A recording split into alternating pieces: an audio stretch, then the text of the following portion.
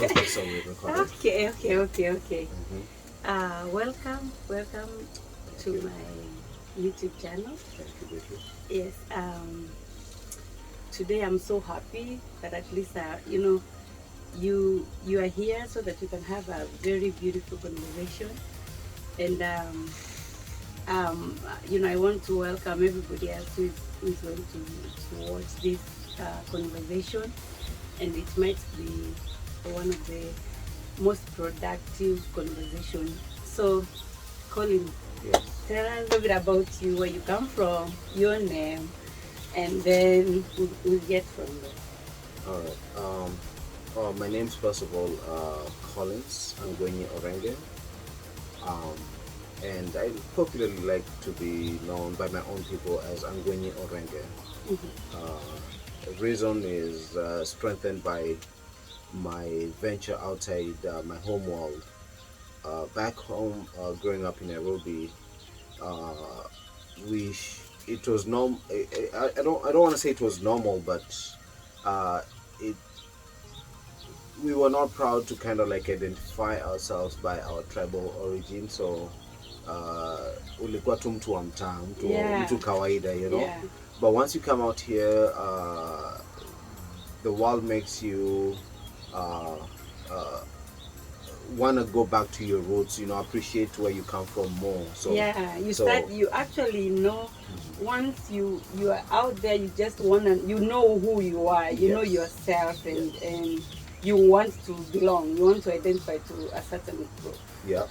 Even as an additional thing, note, I didn't even speak Kisi coming up. I mean, I could hear, but my part where I could speak was really bad. Really? Oh, yes. Oh, so my gosh. I got to know more Kisi here in America than back home. Really? Yes. And you know how it usually impresses me the way we come here and we embrace our culture, our culture more than when we were back home. Because back home is like, if you grew up in town, your parents are not so much into training you or teaching you to learn the actual mother tongue. So yeah, I see that. Yeah. So as you heard, I'm from Kenya, Nairobi. And here I am. Here you are. Yes. Where exactly do you come from in Kenya?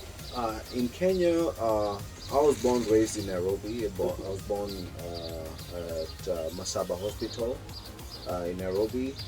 Grew up there, but partly I also grew up in Kisii. In the early 90s, for like a year or two, I went back to Kisii. Then we came back to Nairobi. Then again at high school, I don't make the cut for my selected institutions, you know, for high school. And the alternative that came up, it found me actually in Kisii.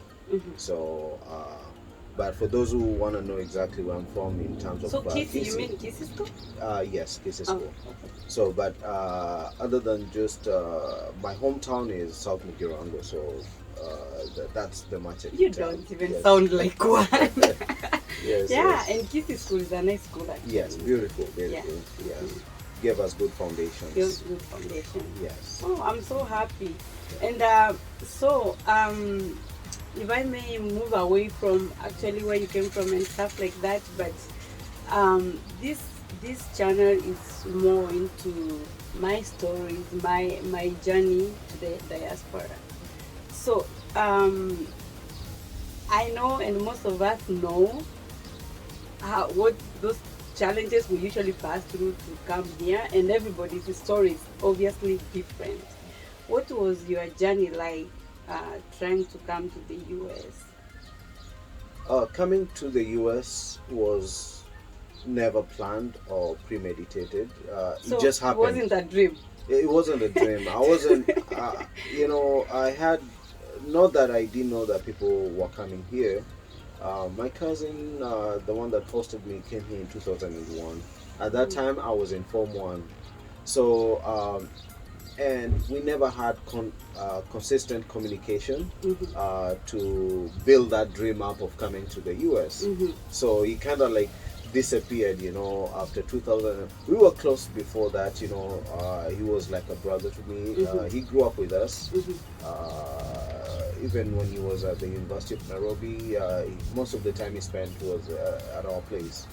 So having come here and losing contact with him, the American dream wasn't there, like coming to America wasn't there, you weren't thinking about it because somebody you knew has gone there and Yes. it's not back, you have not heard from them, Yes. so why should you? Yes. So Okay. initially my dream was actually, I think I had only two, three, either to go to UK, Manchester University, or South Africa, or join the military as a cadet. Ooh. So those were my three options. Then around 2005, 6, my cousin resurfaced and he said, you know what, there's an opportunity to come to the US. Could you apply to this college? So I'm like, fine, I just did the application and communication back and forth, and the next thing, I found myself here. It was quick. How was that, before we move on, how was that process of applying to a college? Because mostly people out there really don't know, and they think it was magic that, oh, maybe you are the smartest guy and you got called to this university. The same way, in Kenya, we get called to a university for you to join, or you had to attain a certain grade to how was that for you? First of all, coming from a not knowing point that I could apply to the US, I had somebody who had informed me that, hey, you know what, there's an opportunity to also apply to a school here. Since you're already trying other options, could you try this one too, So I went in, and I remember back then was around August, so the results were already out, and we usually have 1 year before we join college to be able to you could be able to do in between courses here and there.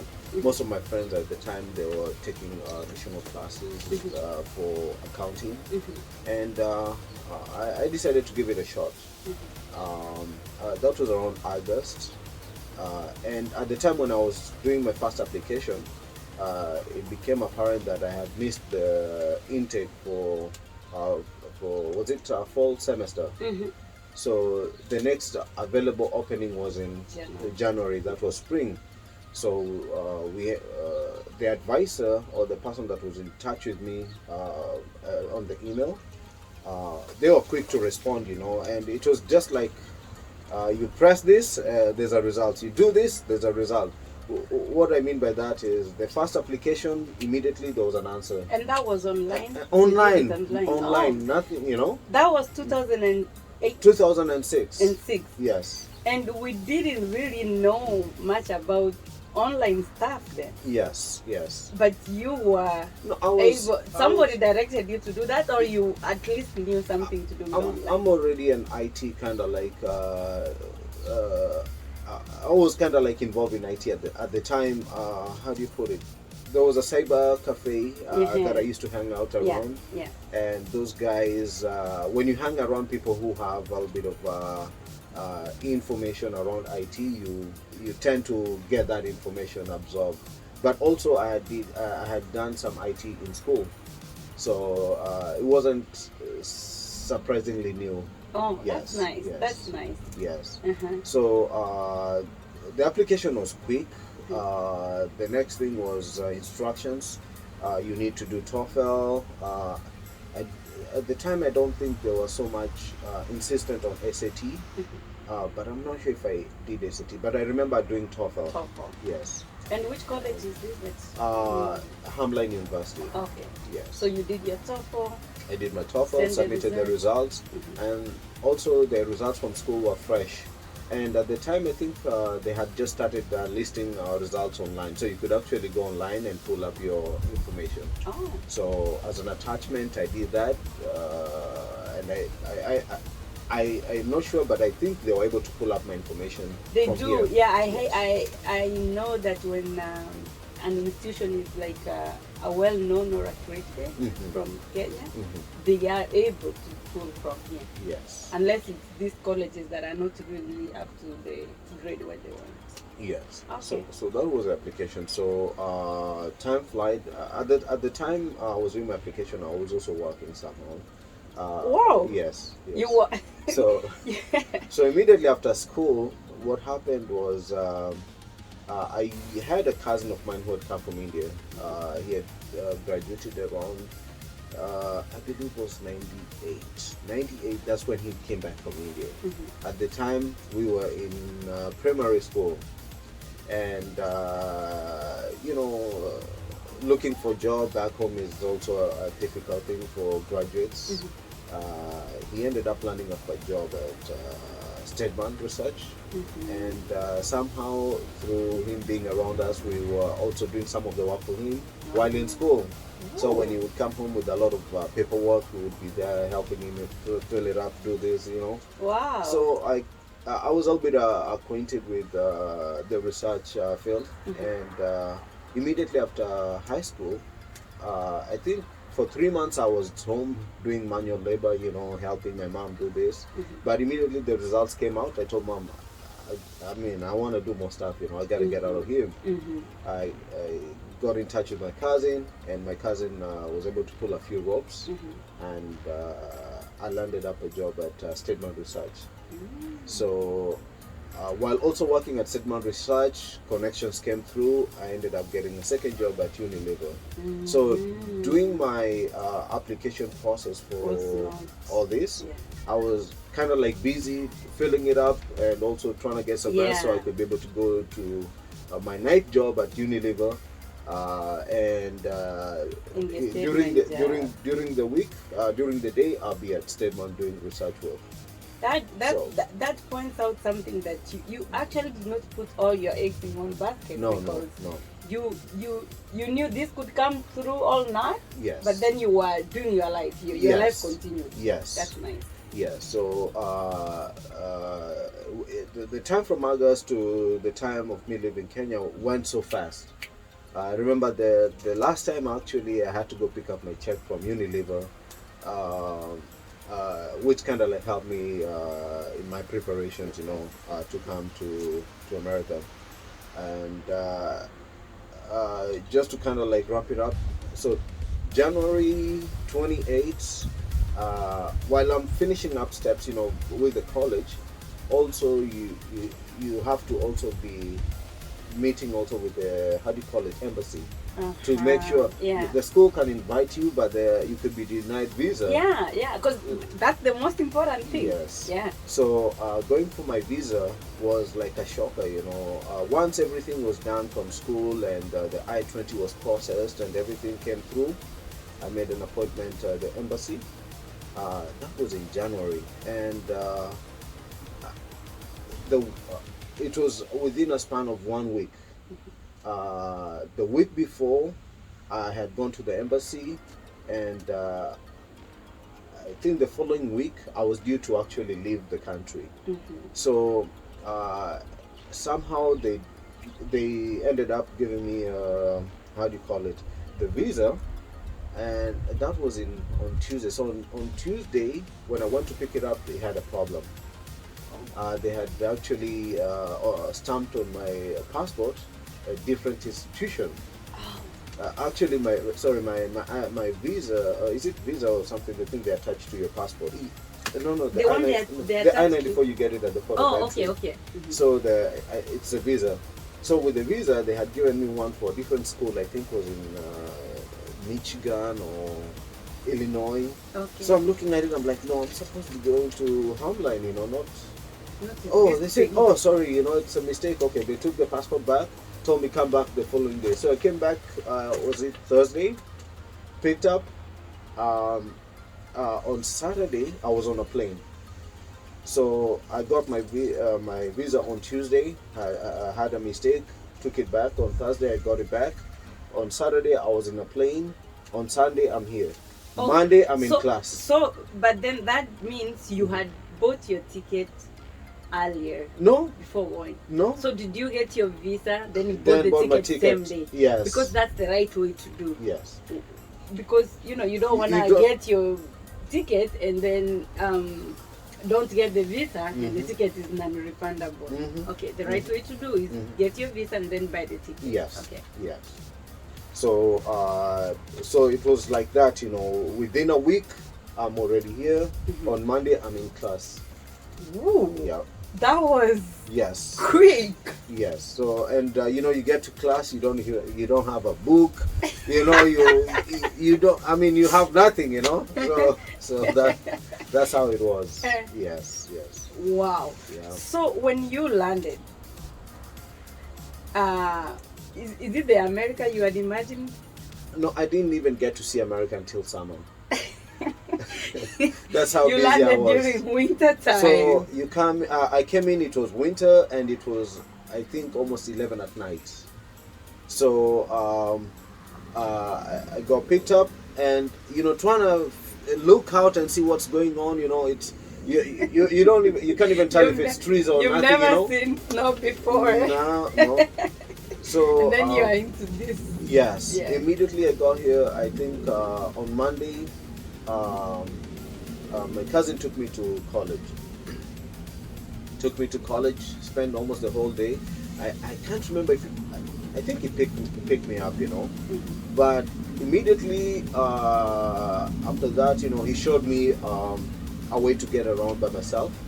I think that week he had taken off, you know, to kind of like make sure that I'm acquainted with how to handle myself around. So Yeah, so you had good help around you. yeah. So what happened? We're living in St. Louis Park, and my college is in St. Paul, and no driver's license yet. I mean, nothing. So I would take a bus.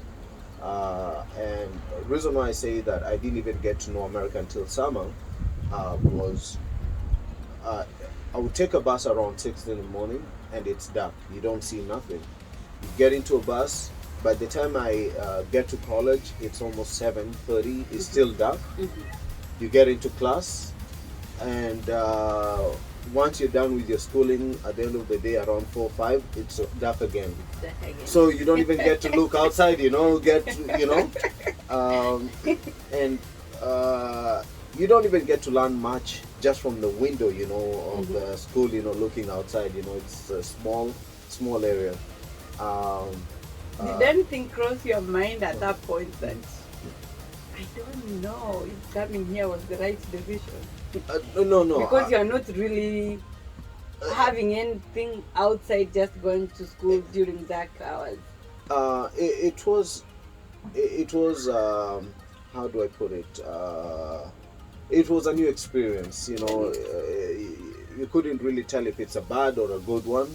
It's just that I was already in for the ride, you know. I was like, you know what, let's go. Yeah. And luckily, during the they call it orientation days, I met 2 other Kenyans. And we linked up, you know. All of us were green and trying to understand. Actually, my friend had already. I hadn't gone to college yet back home.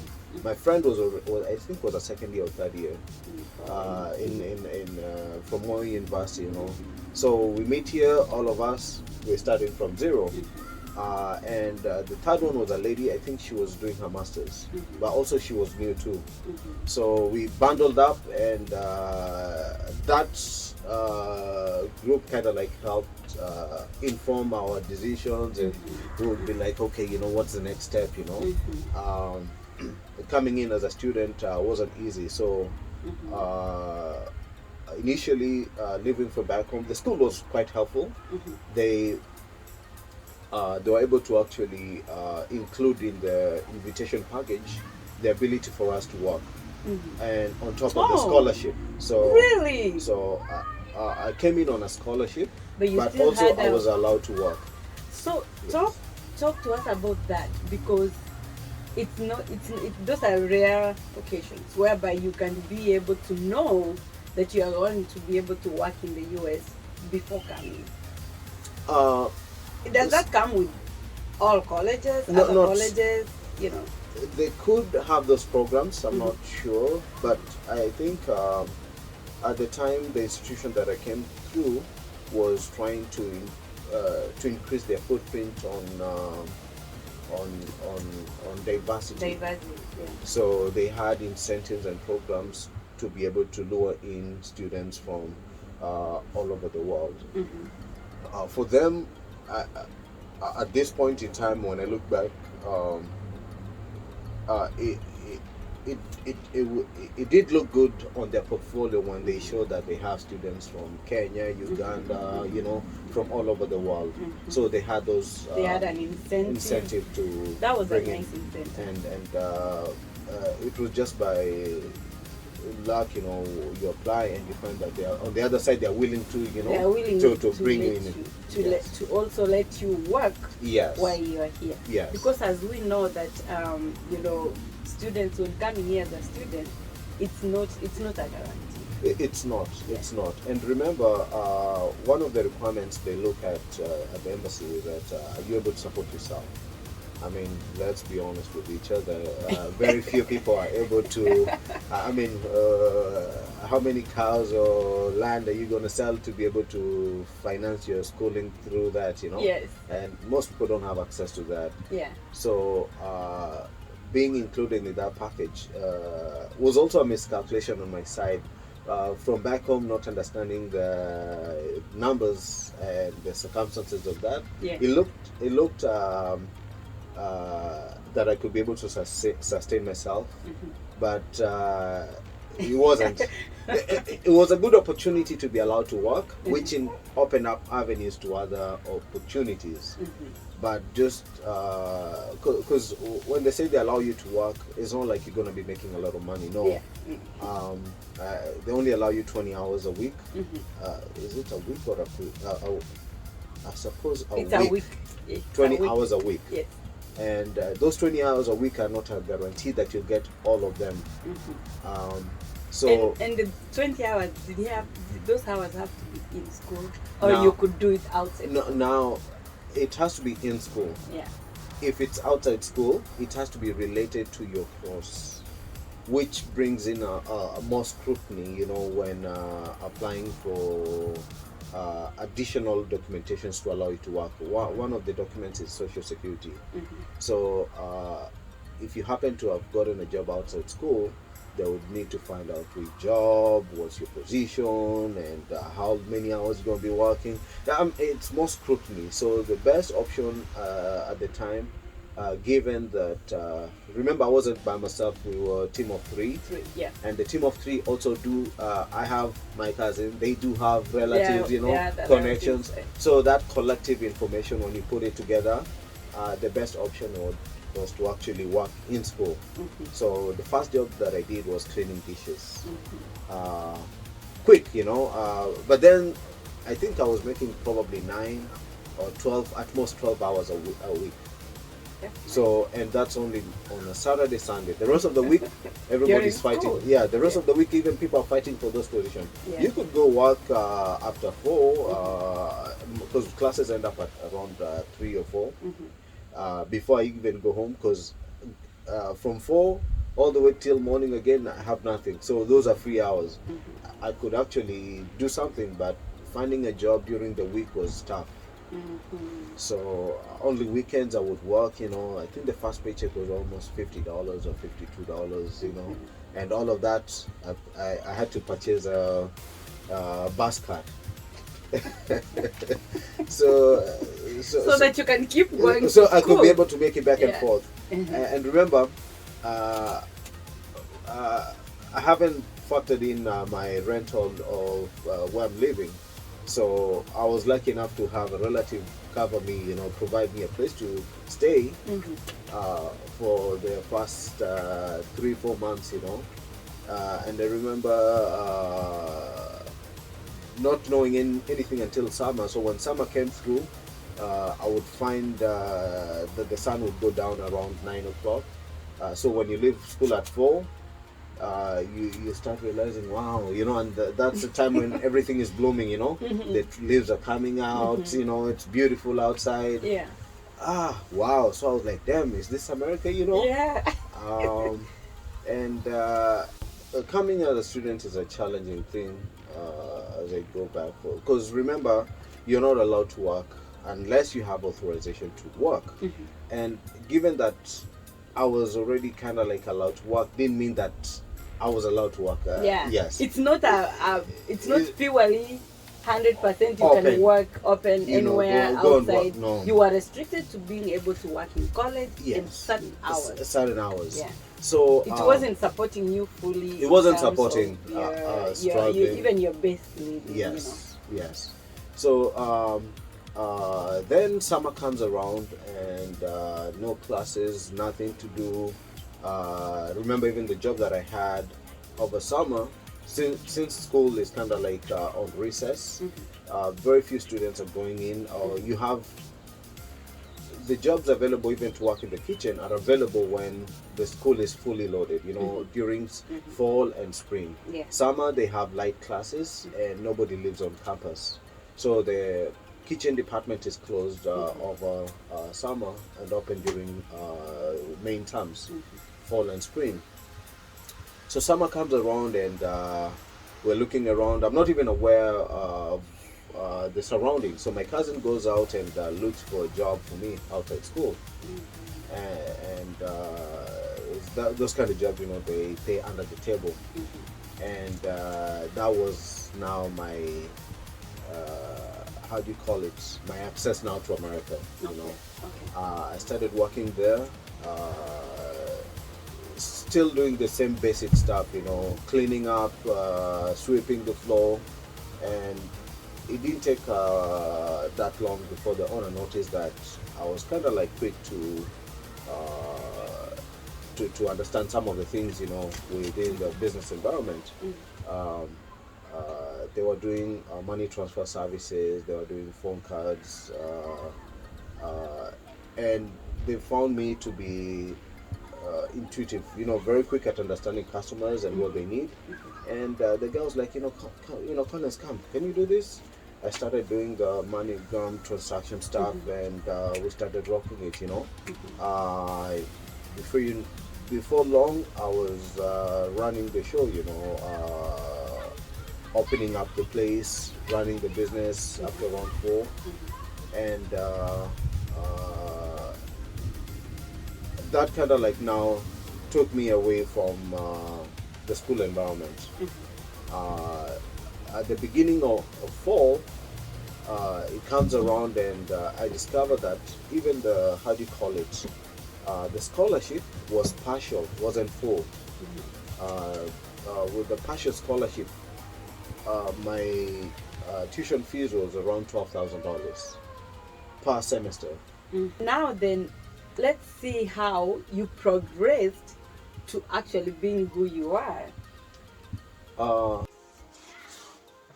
Hey guys. So in our part 2 of our video, we will be hearing from Collins's experiences. We'll hear more of his experiences of being here in America as an international student. We'll also hear from him on his businesses and on his story. It's beautiful. Thank you. See you in our part 2.